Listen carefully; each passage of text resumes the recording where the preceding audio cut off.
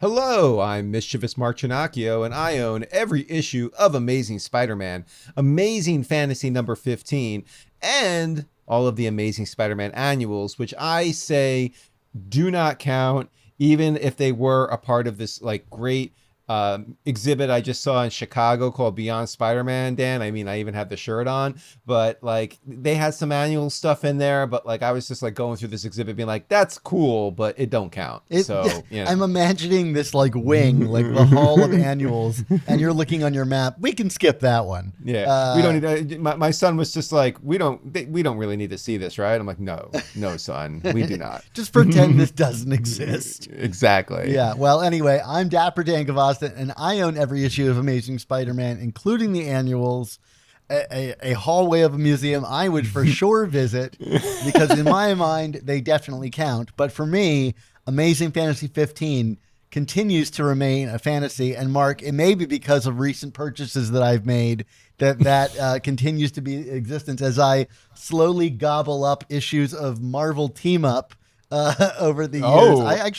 I picked up the golden oldie this time. That's a favorite of mine. Do you have the issue 1 of that series? I picked that up over the last couple of months. I do. I'm kind of down to maybe a dozen or two left to collective Marvel Team Up, which is not a cheap series to collect, despite its sort of forgotten lineage. It has a lot of first appearances of characters. The Mockingbird shows up there for the first time. There's a lot of obscure stuff that people still value in that series. I would say second Black Suit, that's a pricey issue. Mm-hmm. I mean, okay, all right. Well, I mean, I have a good haul of Marvel Team Up, but I'm not as close to you. I did finish Web of Spider-Man recently. We're totally just talking through our intro, but that's okay. But anyway, I'm feeling the competitive juices, Dan. Dan, there was Amazing Fantasy 15 at the exhibit.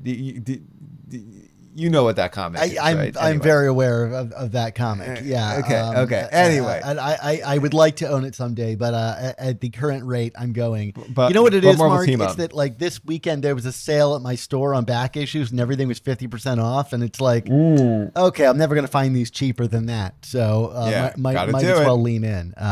All right. Well, with all that said, welcome to the Amazing Spider Talk, the show where two fans and competitive collectors uncover the strange, fun, and fascinating history of the Spider-Man comic universe. Thanks for joining us for this review episode of Amazing Spider-Man Volume 7. Yeah, if you want to swing along with us on our journey through Spidey's past, present, and future, subscribe to Amazing Spider Talk on your favorite podcast app, and be sure to leave us a review. This podcast exists because of the support of our Patreon members. If you'd like to receive early reviews, seasonal episodes, exclusive podcasts, and artwork, and help keep this podcast ad-free, please visit AmazingSpiderTalk.com and click on the big Patreon button to sign up. Yeah, we'd really appreciate it. I know comics are getting expensive and the world is pricey, but if you do love this show and you want to help us keep going, the Patreon really does help, and we would greatly appreciate it. Today on the show, Mark and I will discuss Amazing Spider-Man Volume 7, Number 8. This issue was written by Joe Kelly. The cover and interiors predominantly feature pencils by John Romita Jr., inks by Scott Hanna, and there are several pages with pencils and inks from Todd Nauck, colors by Marcio Menyz and Erick Arciniega, and of course, letters by VC's Joe Caramagna. This issue was first released on July 23rd, 2025. Mark, hit us with a recap of the events of Amazing Spider-Man Volume 7, Number 8. This issue opens with a reminder that, up until a few minutes ago, Peter Parker was on a pretty good streak. But now he's fighting this Hellgate guy, and despite several direct hits in the face and chest, nothing seems to be keeping this guy down. Hellgate grabs him by the throat, and off they go into the sky, which prompts a Spidey flashback to his childhood with Uncle Ben. Peter wants to learn some karate, but Uncle Ben is all like, no, we're gonna learn to put up our dukes like it's Rocky Marciano against Jersey Joe Walcott for all the marbles, see? I don't know, that's kind of like my old-timey conversational talk. I was surprised we didn't go with a Karate Kid reference here, given your penchant for doing so. And I saw Karate Kid for the first time last week. What, thoughts? Well, we can save that for after the recap. We'll save it for Okay, afterwards. the Patreon segment. Uncle Ben hits Peter with a couple of jabs and blocks his janky karate, Mr. Miyagi, which gets Peter on board with learning how to fight and run and to learn the difference. Anyway, that brings us back to the present, and Peter is thinking, run, and I'm starting to get flashbacks to one issue ago when we went through all this. Right? Anyway, Hellgate chops down a statue that puts a bunch of passerbys at risk, including an ice cream truck at 7 in the morning, which again begs the question, has anyone at the Spider office ever visited Central Park? Hellgate gets some rib shots in as Spider-Man protects the innocents like it's a Moreland fight, and really, aren't we just playing the hits anyway? I guess I'll do the Moreland song again. Moreland. Then, Hellgate ignites a bunch of cops, which may be Mayor Adams' version of bringing the swag back, but I'm not sure. Next, Spidey tries swinging an axe at Hellgate, unmistakably hoping to hit him with a little more deadly force than he typically does. Suck on that, kill code. They fight some more. Spidey protects innocent bystanders. I've literally seen this all before. This is until I see something I've never seen before, which is Captain Kitsugi? Okay, so Spider-Man is like, no, I'm completely uninterested in you. New character inserted by Joe Kelly into the story to set up a future story. Get out of here. So it's back to the fight. But wait, here's Todd Nauck to give us a scene with everyone's favorite power couple, Mary Jane and Paul. And they're fighting with their live-in kid, Dylan Brock, because of course, MJ is Venom right now, and Paul is her man in the chair. And by that, I don't mean the chair in the corner of the room as he watches MJ bond with Venom. All of a sudden, MJ holds up a cell phone with a look of shock and disbelief. And I'm really hoping the phone shows a picture of Paul at a Coldplay concert with his head of HR. But alas, it's a new story of Spider-Man and Hellgate fighting, as if anyone even reads blogs for news anymore. You see, Dan, I can be current and in the zeitgeist with my jokes.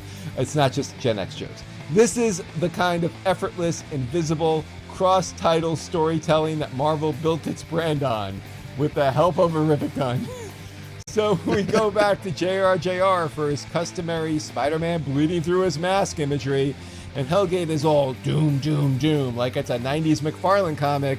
Hellgate is kind of espousing motivations. He's ticked off that Spidey called him a coward and will now die without teaching him anything. Has anyone ever thought of just asking in this universe? But I digress. Here comes another voice spouting prophecies and such. And before I can make another joke, Hellgate's fist lights up and wham! He defeats Spider-Man like it's last Christmas. That's a wham joke. That's Gen X. To be continued, maybe, and that's it. I like the need to call out, oh, this is Gen X. That's why you don't get this joke. That's right. All right. Well, you know. we're in part 2, I guess, of this Hellgate story, which, like, frankly, I don't quite know how many parts it has. I think we've got another 2 before we check back in with, like, whatever happens to Spider-Man at the end of this story. Right. So who knows what the following issues are going to be like. In the meantime, though, let's talk about this issue. Overall thoughts on it. I'm just going to jump right in here, Mark. I'm not going to lie. It's issue number 8, and I feel like we're already back to the sort of sloppy storytelling problems that inevitably appear in the Nick Lowe edited run of Spider-Man comics just about around this time. Your thoughts? Yeah.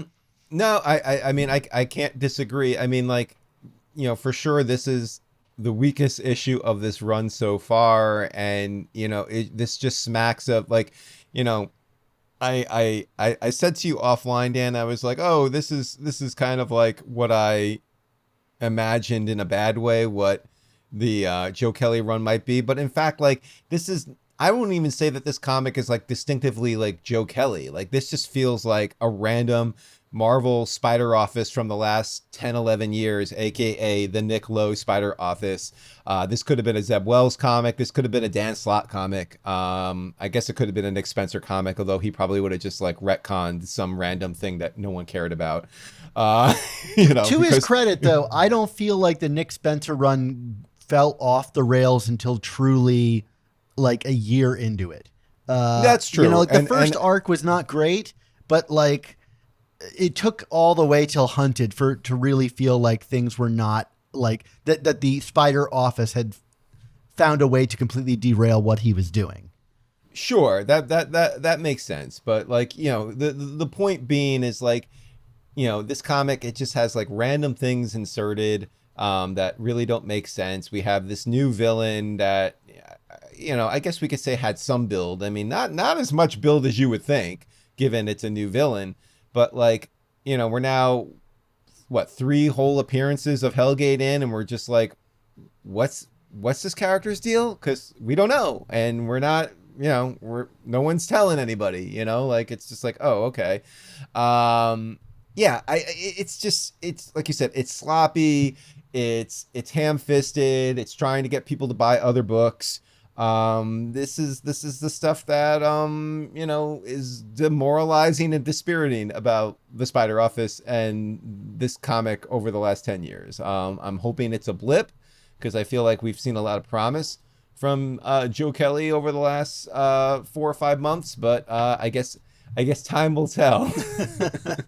I mean, it's kind of how we felt about 8 Deaths too, which is like, okay, interesting ideas, and then it got like tripped up by doing half the things that you just described, advertising other books, shoving too many things in, too many different elements to the plot line. And that to me is the real problem here, is like, yes, I want to know more about Hellgate, but the book is so unfocused through the past 2 issues, so as to like, I don't know what I'm supposed to be kind of like leaning into as the truly valuable element to invest in, or enough that the Hellgate doesn't seem so important that we can't have all these random asides, right? Like last issue, we got this random aside to J. Jonah Jameson, which I thought must be setting something up that would be followed up in this issue, and there's nothing. Now, will we get him in the next 2 issues? Probably, I would have to assume. But, I think the struggle with this title has long been, you get a storyline that seems really well edited, and it's typically the first storyline of any run. And then the editorial oversight or either it's lacking or it's focusing on the wrong things, because why was JJ included in that story? Why is Captain Kintsugi in this story? It's completely and utterly random to the point of being a laughable insert. And we'll talk about that more. You get these editorially inserted pages from, Todd Nauck, which, like, again, not to knock, it's like, I've long said he's not a favorite artist of mine, but I don't think his pages are unattractive. It's just like, he feels like he's been relegated to this fill-in because he's literally feels like these are pages inserted from another book. Thrown in here. For sure. It's like, Romita handed in all his pages, and they decided, hey, we need to work Venom in. So like, I what got left on the cutting room floor, probably like another 2 or 4 pages of, Hellgate and Spider-Man just punching each other, which, like, again, like, we made, I made comments in the last episode that we did, and, I in the recap here, like, this comic is just so, to me, also just transparently trying to be Spider-Man versus Moreland or Spider-Man versus Juggernaut. And it's like, and hey, like, we've seen this many times before. Like, how many homages to Spider-Man picking up the wreckage have we seen over the years? So like, I'm not going to be like, oh, we can't possibly homage ourselves and, like, riff on these famous stories. But that said, like, this comic specifically is just lacking so much of the stakes and the drama and that those other stories had, that it's like, I don't want to say insulting, but it's just like, guys, like, you're trying so hard to echo something from the past, and it's so clearly doesn't live up to it, that like it just feels kind of silly in retrospect, because it's like it's not remotely on the level, it's just not, like we don't even know, we still don't even know by the end of this comic exactly what Hellgate wants with Spider-Man. It's like we get some kind of mumble jumbo, and we can get into this more specifically, but it's like what this isn't, Moreland is like, I'm here to kill you. Sorry, no offense. It's like, oh, okay, well, we get it. Like, he wants to take his soul and, like, his spider essence, if you will. Like, yeah, Ezekiel lays that out immediately. Yeah. Juggernaut's here to kill Madam Web. Like, okay, we get it. Like, like Hellgate is here to, like, he's friends. He's not friends. He wants to learn from him. Now he's just going to kill him because I can't learn from you. It's like, okay. Maybe we just get straight into talking about that. That to me is the real, problem with this particular issue is they had something really unique that you and I responded to in the previous issue, which is, this guy is not inherently set up as an adversary. He has his own code, a way that he's doing things. And even in the final, page of that story, it was like Spider-Man defeating him in essence, and then him saying, let's keep going in a sort of playful tone. Like it was like the sort of the best thing I can think of is like Neo versus Morpheus in the Matrix, where he's training him and he can see the promise in his pupil, and the pupil is determined to like prove that he can do something in some way. And here that playfulness is largely gone, and it comes down to sort of like a violence against bystanders, which is the Moreland thing, and I still thought Spidey was written very funny. Like that voice from Joe Kelly really worked for me as he's working out the math of the statue falling over and making jokes about his shoulder popping in and out of socket. Like I thought that was really good. It's just the dynamic of the villain changes kind of off page and is far less interesting. Yeah, I think that's a good way of putting it. It's like we don't. I mean, I'm assuming Joe Kelly is writing this knowing what Hellgate's deal is, but like it's still just not apparent enough to us, the reader, to get a full digestion of it. And like, maybe he's just a bad dude, and that's fine too. But like you said, like he was introduced with something that was kind of a little different, a little shades of gray here. Like, oh, okay. Like, so it's very sloppy. It's very unclear.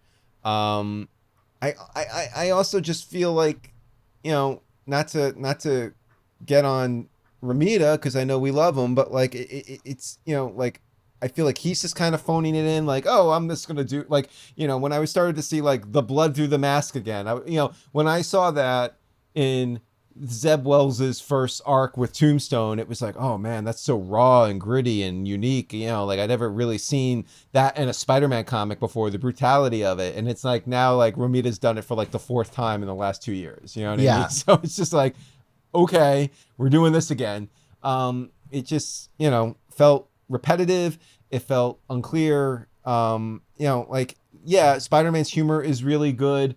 But I don't know why, like, even like when Hellgate attacks the cops, I'm like, so does he kill them? I don't know. Like, you know what I mean? Like, what happened there? In the first issue, when he takes down the Hobgoblins guys, like Spider-Man at least makes the point of like, oh, wow, you just like obliterated them. That's terrible. Like, it's just like, this is just like, I guess we assume, but I don't know. Like what is actually happening here that is both creating drama and tension within the comic and also motivating Spider-Man to just keep fighting this guy and not taking off and going somewhere else. Yeah, and I think definitely towards the back half of the issue, the art becomes kind of untethered from the narrative, being quite so tight. Like there's a bit where Spider-Man's leg gets injured when Hellgate's attacking a building, and there's no focus on it. Like looking at the art, you would not know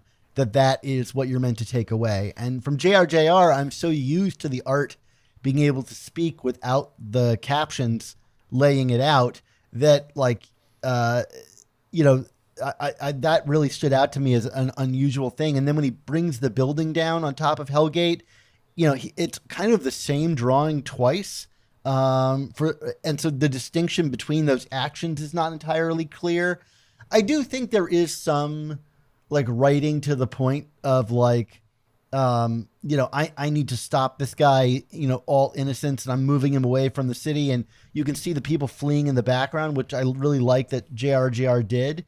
Yeah.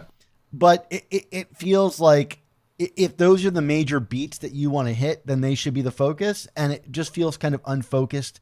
And I think no better kind of example of that than the appearance of Captain Kintsugi. Because like, even just from an artistic perspective, like if this is our first reveal of this character, it's like shoved off to the side, kind of like rendered in low detail, like, and completely and utterly random, which is so different than how JR normally works. The guy that's famous for the slow build up reveals, you know, which we even just got like shortly ago with like Hellgate and you know, the Zeb Wells stuff. Like it feels so odd that it feels like a weird mismanagement between art. Like maybe those 2 pages that ended up being Venom pages were Kintsugi on the motor bicycle racing towards the scene or something like that. But it's such a random aside that you can't help but think like there was something missing here to that. Yeah, well, you know, I made my joke in the recap, but it's like we have this new character who I'm assuming is going to be important because, I mean, you know, first of all, like just you know, not that I read the solicitations, but clearly like we're about to get some like time and universe hopping, and here's this other guy who's clearly from another universe showing up, so I'm assuming, you know, he's going to play a role in all this. But like even with that, like even like Spider-Man and his reaction, and he's just like, dude, get out of here, like nobody cares about you know what I mean? It's so it's like, I'm like, then why is this here? Like he did nothing, right? Did I miss? No, he's like, I want to help, but then he doesn't. Yeah. Like, you know, like even if it's like I tried to help, but like he ends up distracting Spider-Man to the point that he gets that last punch from Hellgate. Like do something. Like why are we introducing a character to do nothing? Like that's like it's so transparently like, well, we have to do it, you know, like we have to check this box in order to get this comic out to the printer, because otherwise literally nothing has happened in this comic. But like, you know, it just seems so silly to me that like, and it's not like a great design, you know, no. like originally, I think when we saw his silhouette in the last issue, it was like, oh, is he's like some kind of alt universe Captain America? And maybe he still is, but like it doesn't look like anything. You know what I mean? Yeah, like, it's no, just like, for sure. And we'll definitely talk about that in greater detail as we get to our you know, specific breakdowns. But like my big takeaway, and maybe to conclude our overall thoughts on the issue, is that like there's the unmistakable messy hand of Spidey editorial, and there's definitely, and maybe you disagree with this, but like some of that messiness, I think, is intentional and meant as a way to keep the reader and Spider-Man on the outside of some conflict. But I think we're so past the point where this title can rely on mystery boxes or intentional messiness as a crutch, because they've proven repeatedly that they can't handle either of those things. And in the, you know, I'm tired of chalking up an unfocused plot to wait until it can be revealed. An unfocused plot is still an unfocused plot regardless of intent.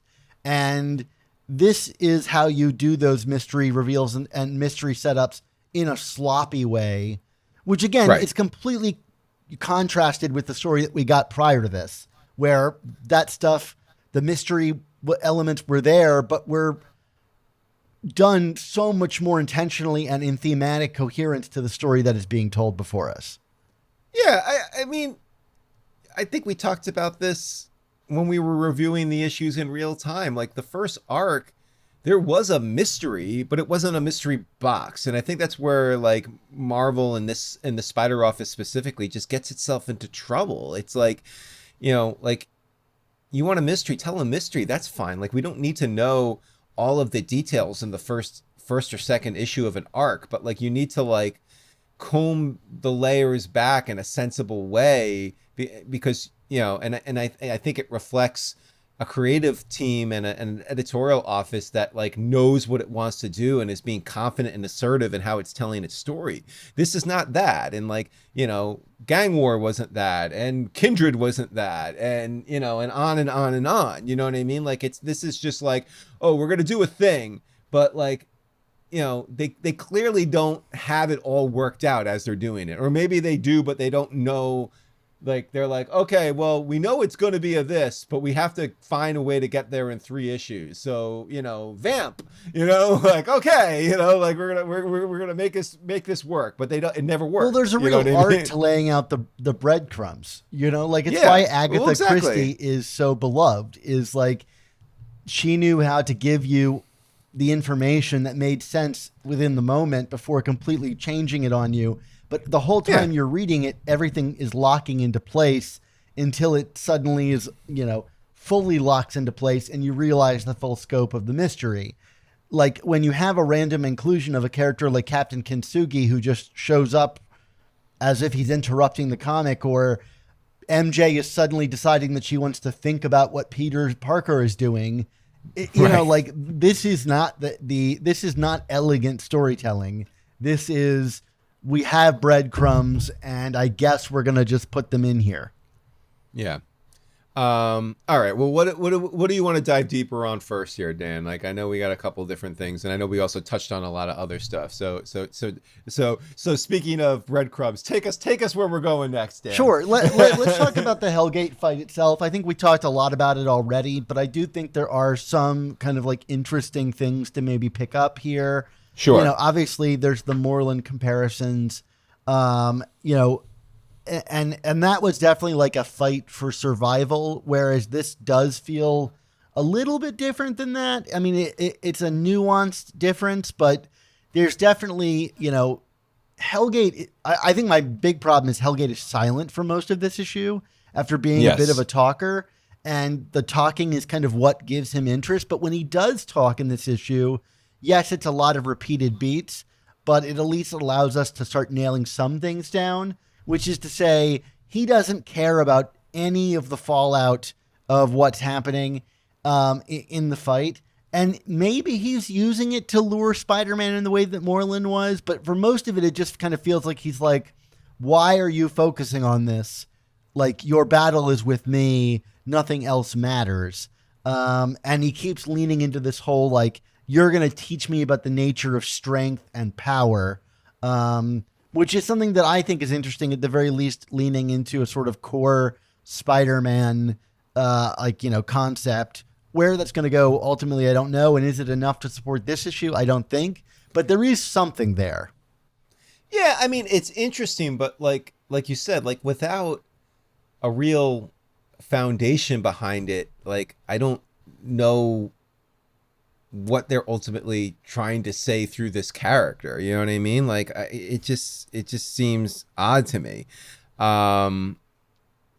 Like, okay, you're trying to teach me strength through power, but like we still know so little about Hellgate. So like, I don't know, like tell us why that matters to him. You know, like I feel like we've seen enough of him, and we've heard enough of this spiel from him that we should at least have some insight into why this is important to him. You know what I mean? Is it like I don't know. Like I just feel like in this day and age, like 3-4 appearances, like you need to start getting a little semblance of the origins here, and because like I'm still like, is this guy from another time, another universe, another what? You know what I mean? Like what do we actually have here in this character? You know what I mean? Like I'm assuming it's another universe, but like it's still not 100% clear.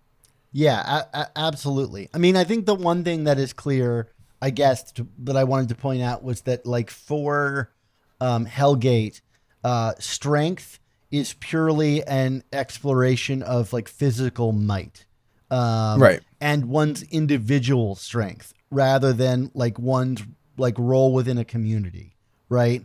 Which is like clearly set up to be the dichotomy between him and Spider-Man, is that he sees Spider-Man as weak, which he, points out, and Spider-Man calls him a coward, which like inflames him even more than any other thing that he says to him. And I think, like knowing and having read interviews with Joe Kelly, who has said that the thematic, through line of his run is power and strength and how one wields those things. I do think that it's important to note that this, I think, really solidifies Hellgate's vision of that as a physical conquest over any other element, and an individualistic one, which is a theme that Spider-Man has always come back to, is like, what's your role to yourself versus your role to others, and so on and so forth. And so that was at least a little bit interesting to me. And I also wanted to shout out, first of all, I'd be remiss if I didn't call out that there's a big lookout in this comic. I'm well past theorizing about that, except to point out that I think maybe I inadvertently unveiled the laziest writing trope in Amazing Spider-Man comics, or that the English language is very limited in terms of how to communicate heads up, which is maybe one I would go with. Sure. If I ever get a chance to write an Amazing Spider-Man comic, which I'm not asking for, I'm going to fill it with heads up. I'm just going to put that out there right now. But there's a moment where Spider-Man is like catching the Columbus statue or whatever it is. Yeah. And he's preventing it from falling on a weirdly placed ice cream truck at 6 a.m, which is quite popular. Right. There's a whole long line, which again seems like an editorial mistake that could be easily corrected. I mean, I guess it's better than the random gas tankers or compressed air tankers or whatever it was in the last issue. Sure. Although we had people write to us about like the reality of that. But I liked how Joe Kelly wrote. Okay, nerds.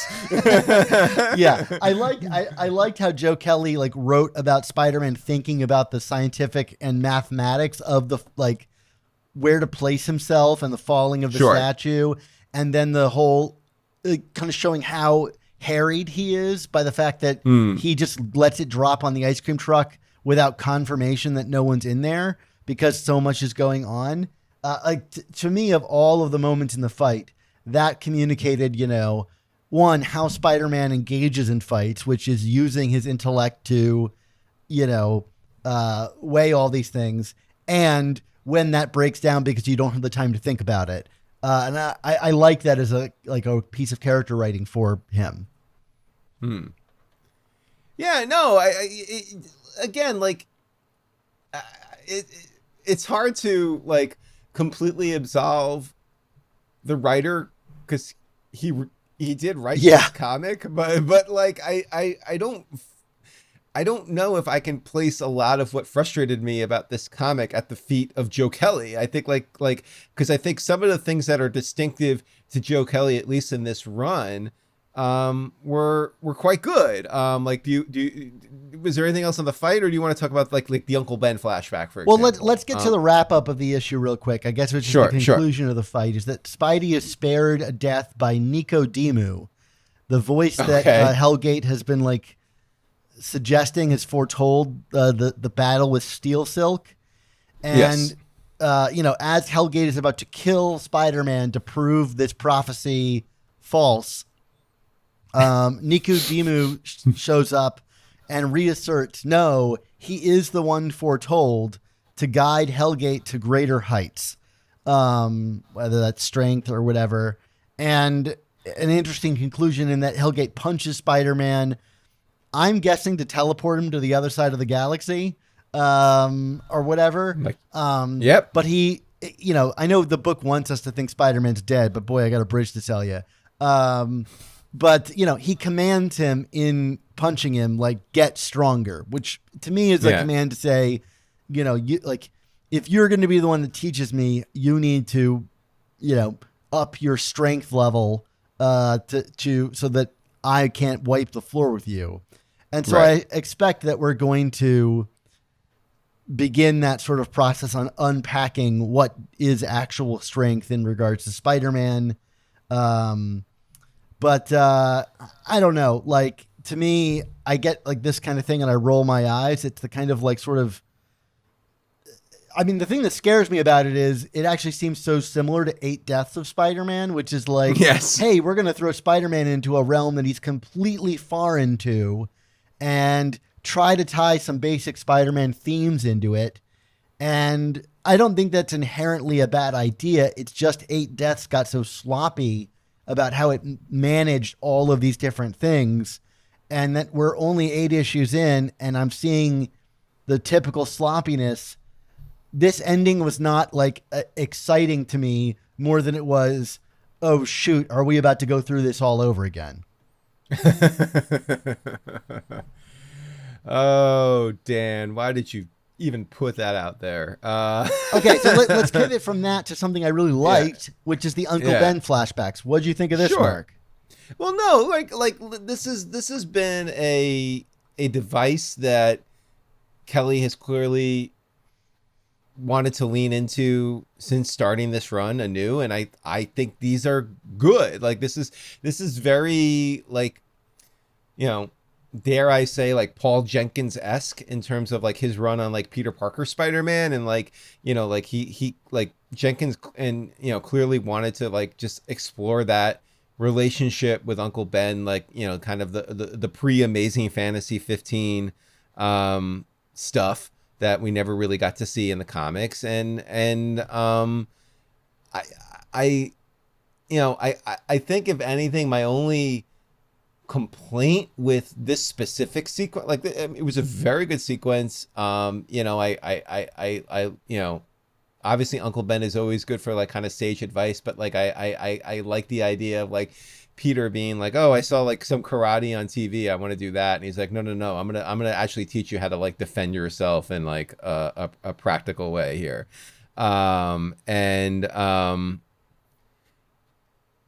It was well done. I think if I had like any kind of complaint was like, I don't know if like Peter actually uses the lesson here in the, what I mean? Sure. Like he's kind of like run, but like he doesn't, like, so I don't know. Like, I guess my thing was like, this was a good sequence and I like this device, but like also like what was the point of it in the context of this comic? I'm not 100% sure, but like if you, it pivots. There's this great writing not trope, but like technique where he brings Uncle Ben's voice back during the fight with Hellgate, which I really liked. And it's the kind of thing that it's like, why haven't we been reading this for decades? Like that seems very obvious that the lessons of Uncle Ben would find their way into Peter's everyday, like thought processes as his sort of haunted by the death of his uncle lives with him. Like that seems obvious. I'm amazed that this is like one of the first times I'm really seeing this in this comic. But then it like the second half of the comic leans on this whole idea, like, like about when to utilize power. And like, if it's in the behalf of protecting people weaker than you, then it has value. But that's not the flashback that we got. The flashback is about fighting and running, like you said. And so it evolves into something that's off panel, and I'm okay with it because I do think it like kind of sets that up, but it is weird that the lesson is more about protecting weak people than it is about fighting or running, when that that seems to have been the thing for the past 2 issues. That being said, I think my initial like reluctance around this kind of storytelling technique of like bringing in the flashbacks would be that it would be utterly random, and that it would lean into the sort of Uncle Benisms that you and I used to make fun of all the time, of like, Uncle Ben is good at all these different things, and truly then who is Uncle Ben? But the thing that really clicked for me that I liked about this is it's just a follow-up on the flashbacks that we got in the previous story, where Peter and Uncle Ben are kind of on the outs with each other, and Peter gets beat up. And so here it's Peter seeking out his uncle, and his uncle stepping up to like teach him a lesson because Peter doesn't want to get beat up again. And like that to me made it so much more worthwhile for its inclusion because it didn't feel random. It feels like, oh, we're actually going to follow through the thematic through line of whatever the lesson was around the Freaktastic Four and all of that stuff. And so I like that. Thought it was charmingly written, and I like that it still is kind of playing on power and responsibility when Ben is talking about like, when to fight, like people, it should be about people who understand what it means to hurt a person. And that's really interesting to me. And that at least I think reflected back on Hellgate, which is Hellgate has all this power, but he's using it like irresponsibly in that he's unleashing it on innocent bystanders with no thought to what it means to wield that power in a way that is judicious. Yeah, for sure. I was just going to say, like, to your other point about like the through line here, it's like, it definitely feels like these flashbacks, like, could this all be connected and tell like their own little mini story in a way, you know what I mean? Like, by maybe by the end of these flashbacks, we'll have like an issue's worth of a story here. You know what I mean? Don't give them any ideas, Mark. Fair enough. You're just arguing for like a reboot of the Untold Tales brand. Yes. I want the Untold Tales of Peter and Uncle Ben. Peter as like a 13-year-old. So do you want to talk about like some of just the total randomness of this comic? I'll get into the sausage making here. My notes just say utter randomness. But it's true. I mean, that's what it is. I mean, like, okay, let's start with the Venom 2-pager, which like I mean, reading this in real time, I like audibly groaned when this came in because it's just like I'm reading Venom right now because like I am a glutton for punishment. I complain about it, and yet I buy all the comics, Dan, because I'm that person. So thank me for when Marvel does this stuff. But like all New Venom is not a terrible series, but it is not a good one either. Sure. And like I also just feel like even with some of the, and like I know you can get Eddie Brock as Carnage right now, which I actually like that book significantly more than I did like the most recent iteration of Eddie Brock as Venom with Al Ewing. So you know what I mean? Like I think Eddie Brock as Carnage is one of the true brilliant moves being made around symbiotes. Like that is something that should have happened a long time ago for the inherent struggle that is there between a serial killer and someone that has this very strict moral code. I think that's a great book. If you're not reading it, cannot recommend it enough. For sure. But like to talk about MJ as Venom and Paul and all this stuff, like, look, we dedicated a whole remember when we did Substack, Dan? We dedicated a whole Substack to this topic, and it's like I'm really at the point where I'm just like just like send MJ away somewhere and get her out of this book, because like this is like I don't think I do not care that she's Venom. I don't think she should be Venom. It just seems insane to me. Like putting aside, like, I think like the irrational internet hatred that this relationship with Paul has, at the same time, I don't care about this relationship. So like, what do we do? What, like this, it's just not like it's boring and it's not fun. And this feels very, ham-fisted and intentional by Marvel editorial to either get people to read this book or just to remind people that this is happening. And I just don't care. Like it's like you're either going to piss people off or or make people not care. And I'm in the not care camp, but I'm sure there are other people that are just like, they're probably on Reddit rage baiting about it right now. So like why did we do all this? I just think MJ is such an utterly broken character at this point that even if I agree. Even if we were to get like some great story that drives her and Peter back together again, I don't think I'd even care to read it. Like, I just don't even want the baggage that accompanies it. And I also just don't even really know who she is anymore. And so I'm fine to just move on. Yeah. And I know that Venom and Carnage are going to be a part of whatever this cosmic story with Spider-Man is, because they're on the cover for 975. And so maybe there's something to bring them back in here. But then, like, do it if you have something. Like, this is literally 2 pages where MJ goes, my life is so different now. Let me think about Peter and what he's up to. Oh, right. Here's Paul and Dylan fighting over honey is bee urine. Like what? Right. And then, okay, that was great. We're spending a page on is Dylan's hatred for honey. And then, like, at the end, MJ's like, look, here's a news banner about Spider-Man fighting Hellgate. And it's like, yeah, I know. That's the comic that we were reading. Can we get back to that? In which point the book then relents and lets us get back to it. But, like, it's so... No one is going to pick up that book because of this. It doesn't even feature Venom. Like, if you're going to try to sell us on that book, at least have her talking to the symbiote or something like that. Like, right.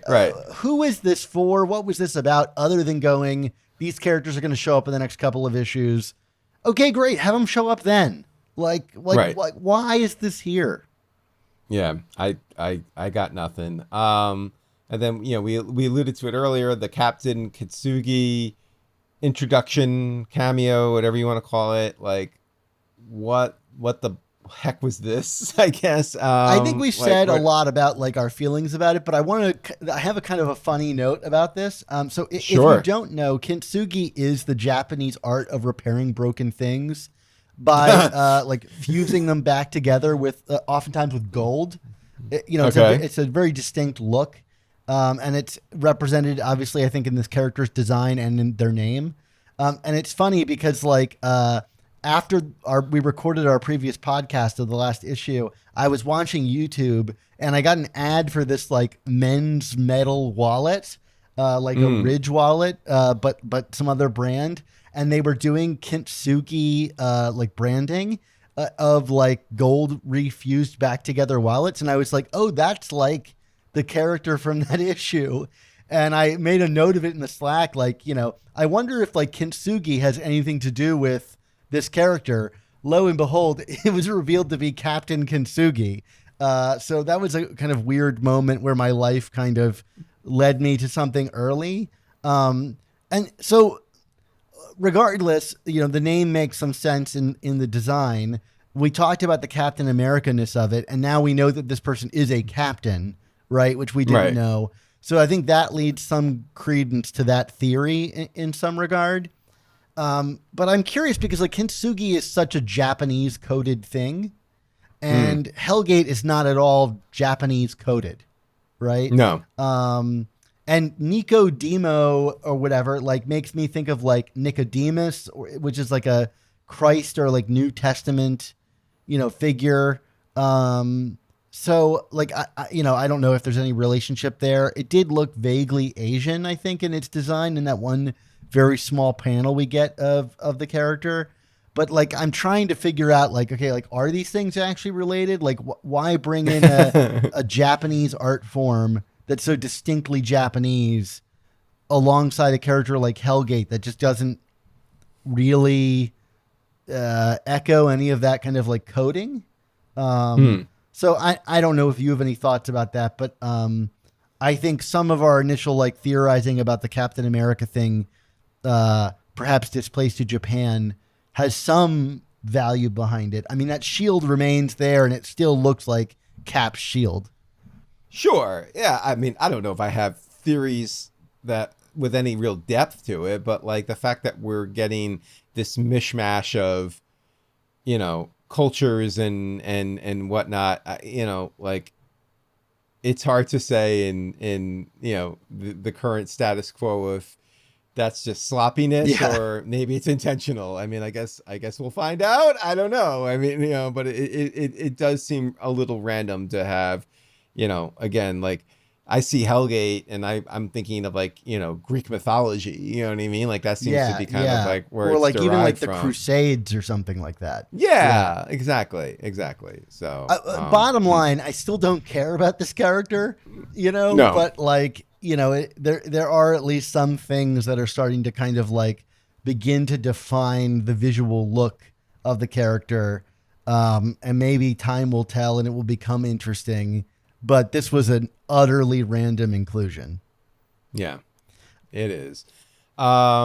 Anything else you want to talk on before we get to our grades Really here? briefly, I wanted to mention it's been 3 weeks since the previous issue of Amazing Spider-Man, which is like fairly unusual for this book, which is usually fairly on time. I guess we get these every once in a while, but given that I felt like the art was kind of like seemed a little rushed by JRJR standards, and that random, Todd Nauck page inclusion, which to me suggests like a later inclusion where they couldn't get JR to draw it, because why would you say no to the guy that, first drew Paul and is, famous for Mary Jane and, and all that work? Like, why would you not get him to draw that?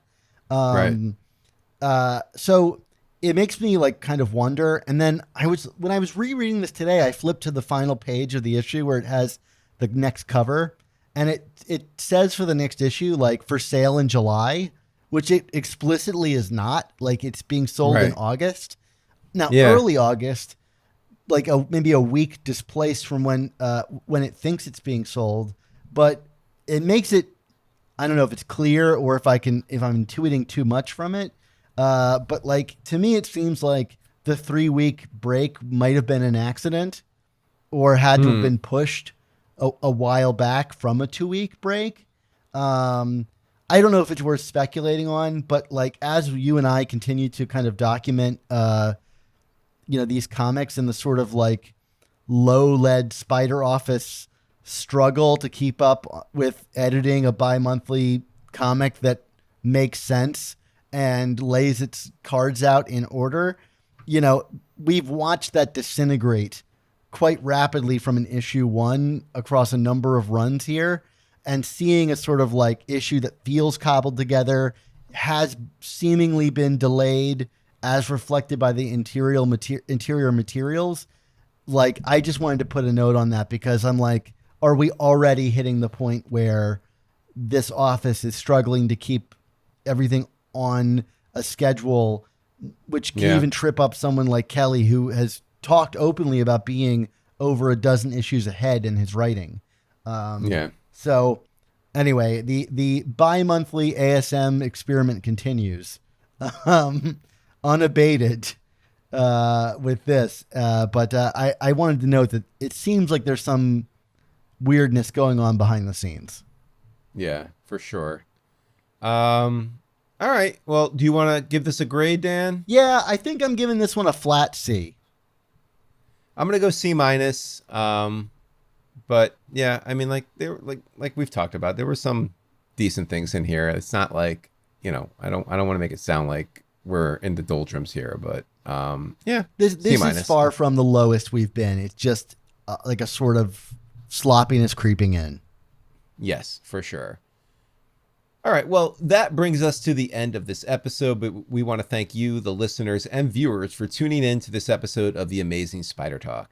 This podcast exists because of the support of our listeners on Patreon, where for only $4.99 a month, the cost of a new comic, you can help support our show's existence while getting early episodes, including these reviews the same week the comics release, our unreleased review roundup of the new Ultimate Spider-Man issues 13 through 18, all of the unreleased episodes of the complete season 7 of our show, exclusive artwork, and a ton of other bonuses. Yeah, there's a ton of stuff on Patreon right now that hasn't been released in the main feed.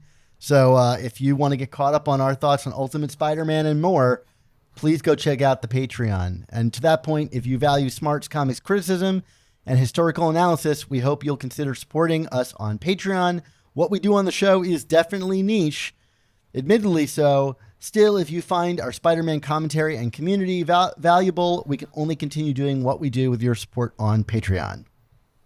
Thank you to everyone who supports us and our work. If you want to join their ranks, please go to AmazingSpiderTalk.com and click the Patreon button to sign up to join our club. So, Mark, until our podcast is randomly interrupted by Captain Kintsugi, what's our motto?